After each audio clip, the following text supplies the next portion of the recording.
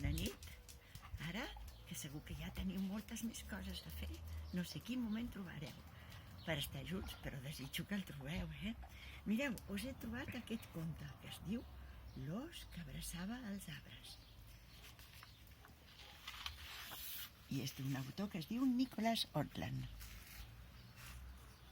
Mireu, hi havia una vegada un ós tan feliç i tan content que quan voltava pel bosc i es trobava algun altre ésser viu, li agafaven moltes ganes d'abraçar-lo. Per tot arreu on passava, l'ós compartia la seva felicitat d'abraçada en abraçada. Fins i tot abraçava aquests animals que, com tothom sap, els ossos es mengen. Es podia trobar el conillet més petitet del bosc, somriure-li i abraçar-lo ben fort, ben fort, ben fort, ben fort. Cap animal era ni massa gran, ni massa petit, ni massa pudent, ni massa espantadís per no ser abraçat. Però allò que més li agradava era abraçar els arbres.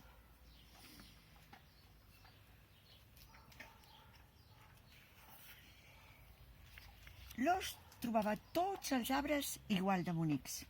Abraçava arbres grans, arbres petits i escanyolits. Abraçava pomeres, pereres, presseguers. L'ós els abraçava a tots, a tots, a tots, a tots. Vet aquí que un dia, mentre intentava abraçar un castor i un arbre a la vegada, va veure un home que amb una destral s'endinsava dins del bosc.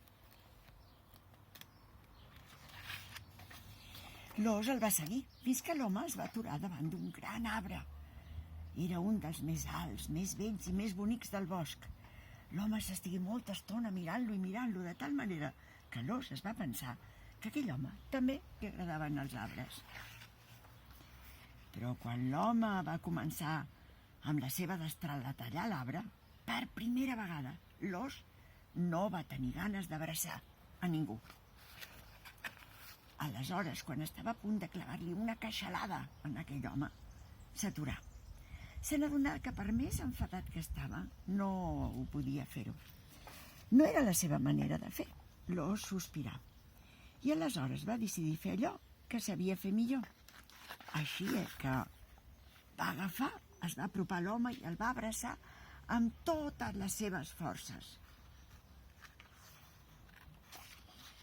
Mireu, l'home no estava acostumat a rebre aquelles abraçades, i molt menys d'un ós. Així que quan l'ós el va deixar anar, el llenyataire va llançar la destral per terra i va començar a córrer: cames, ajudeu-me. I sabeu què va fer l'ós després? Doncs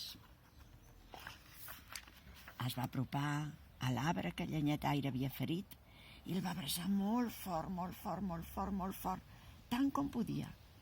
I l'arbre es sentí molt, molt millor. I conte contat, aquest conte s'ha acabat. I si veieu un arbre, sisplau, no us esteu d'abraçar-lo vosaltres també. Fins ben aviat, estimats. Ui, un petó.